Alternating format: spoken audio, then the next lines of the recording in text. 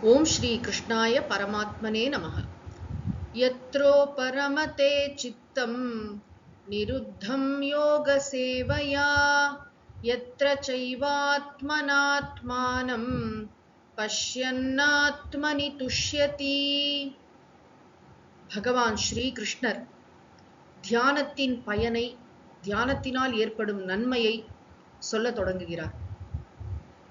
தியானம் செய்தால் நமக்கு என்ன கிடைக்கும், எந்த ஒரு செயலை செஞ்சாலும் இதனால எனக்கு என்ன கிடைக்கும் அப்படின்னு கேட்போம் இல்லையா. இது வந்து ஆத்ம தியானம். இதனால அடைய போகிறது அப்படின்னா வெளியில இருக்கிற விஷயங்கள் அல்ல, ஏதோ ஒரு ஈவெண்ட் இல்ல, இது வந்து அவேர்னஸ், நம்மளே நம்முடைய உண்மையான இயல்பை உணர்ந்து அதில் ஒடுங்கி இருத்தல், அவ்வளவுதான்.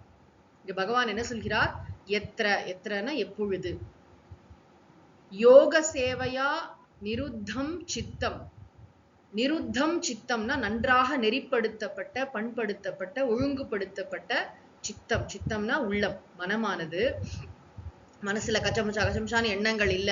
முன்னாடியே நிறைய சொல்லிட்டார் இல்லையா, நிஸ்பிருகா, நன்றாக புலனடக்கம் இருக்கு, மனக்கட்டுப்பாடு இருக்கு, இதெல்லாம் நம்ம புரிஞ்சுக்கிறோம். அதாவது மனசு வந்து அவைலபிளா இருக்கு. ரொம்ப முக்கியம் வந்து அன்பிரீஆக்குபைடா இருக்கு. வேற எதையோ ஒரு விஷயத்தை நினைத்து கொண்டு இருக்கிற மனசால தியானம் பண்ண முடியாது. மனசுங்கிறது ஒரு கண்ணாடி மாதிரி இருக்கணும். கண்ணாடி மாதிரி இருக்கணும்னா வெளியில இருக்கிற பொருள் மாதிரில, வேறு எதையும் நினைக்காமல் அவைலபிளா இருக்கணும், அமைதியா இருக்கணும்.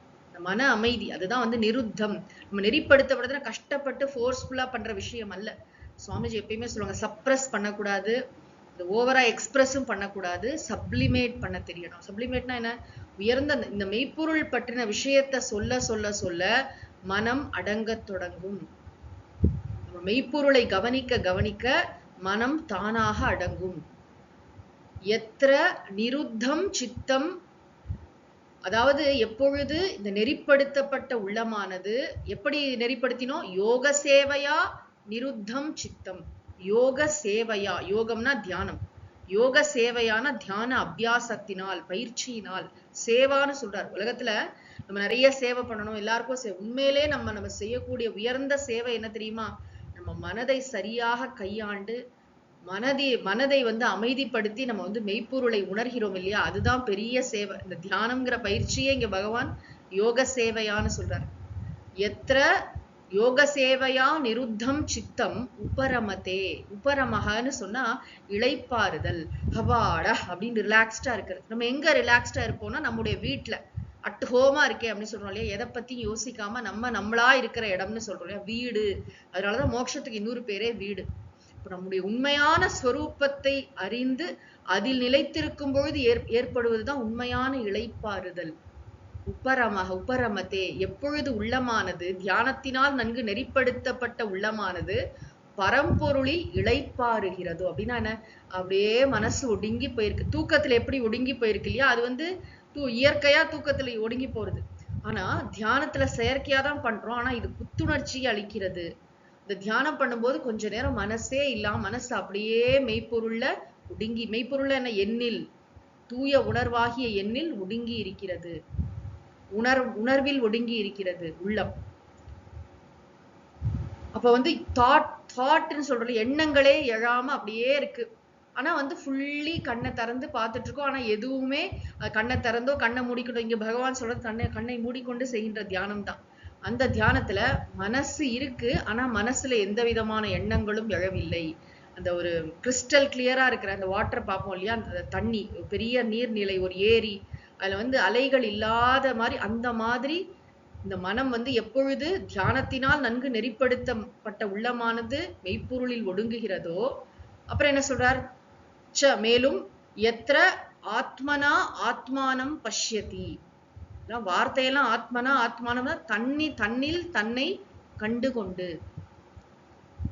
தன்னில் தன்னை ஆத்மாவில் தன் ஸ்வரூபமாக இருந்து கொண்டு, அவ்வளவுதான் அர்த்தம். சிம்பிளா புரிஞ்சுக்கணும்னா இங்க ரெண்டு ஆப்ஜெக்ட் எல்லாம் கிடையாது. சப்ஜெக்ட் ஒண்ணு ஆத்மா, ஒரு ஆத்மா, ரெண்டாவது ஆத்மா, அப்படி இல்ல. தன்னை உணர்ந்து தன்னுணர்வு அல்ல, தன்னை உணர்ந்து கொண்டிருப்பது. நான் ஆத்மஸ்வரூபம். இது வந்து எப்பயுமே நம்ம என்ன சொல்லுவோம், இது வந்து செல்ஃப் எஃபல்ஜென்ட். இதை விளக்குவதற்கு இன்னொன்று தேவையில்லையா, தேவையில்லை அல்லவா. தன்னைத்தான் விளக்கி கொண்டிருக்கின்ற மாசற்ற சோதி, ஸ்வயம் பிரகாஷகன்னு சொல்றோம். இப்ப நான் இருக்கிறேன், ஐ ஆம், அவ்வளவுதான். நான் இருக்கிறேன் என்பது எனக்கு தெரிகிறது, ஐ ஆம். நான் அந்த உடலாக இருக்கிறேன், மனதாக இருக்கிறேன், அது அங்கதான் பிரச்சனை தொடங்குது. அது எதுவுமே இல்லாம இந்த எந்த அடையாளங்களும் இல்லாத உண்மையான ஐயாம், நான் இருக்கிறேன் ஆத்மஸ்வரூபமாக. அதுதான் ஆத்மனா ஆத்மானம் பஷ்யன்னு ஆத்மனி துஷ்யதி. தன்னில் தான் முன்னாடி என்ன சொல்ல இளைப்பாறுதல்னு சொன்னார், இங்க இன்புற்று இருக்கிறான். எல்லாம் ஒண்ணுதான். அதாவது உலகத்தோடைய பார்வையில பார்க்கும்போதுதான் ஏகப்பட்ட துன்பங்கள், ஏகப்பட்ட என்ன சொல்றது ஏற்றத்தாழ்வுகள் எல்லாமே. இங்க வந்து இரண்டாவதா ஒரு பொருளே இல்லாத அத்வைத்தம் அல்லவா, அந்த மனசும் அடங்கின பிறகு எப்படி இருக்கும்னா மெய்ப்பொருள் மட்டுமே இருக்கிறது, இரண்டற்ற மெய்ப்பொருள் மட்டுமே இருக்கிறது.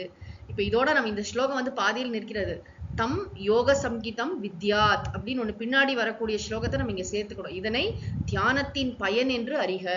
ஆக இந்த ஸ்லோகத்துல பகவான் என்ன சொல்கிறார், எப்பொழுது நன்கு நெறிப்படுத்தப்பட்ட மனமானது, எப்படி தியான பயிற்சியினால் நெறிப்படுத்தப்பட்ட உள்ளமானது மெய்ப்பொருளில் இளைப்பாறுகிறதோ, மேலும் தன்னில் தன்னை கண்டு கொண்டு தன்னிலேயே இன்புற்றிருக்கிறானோ, அதாவது அட் ஹோம் அட் ஈஸ், எதுவுமே தேவையில்லை. சுவாமிஜி ரொம்ப அழகா சொல்லுவாங்க, வெளியில வந்து என்னை அமைதிப்படுத்துவதற்கு இது வெளியில இருந்து இந்த பொருள், இந்த மனிதர், இந்த விஷயம், இது நடந்தா அது நடந்த எந்த கண்டிஷனும் இல்லாம நமக்குள்ளேயே இன்பமா இருக்கும் இல்லையா, அதுதான் ஆத்மனி துஷ்யதி.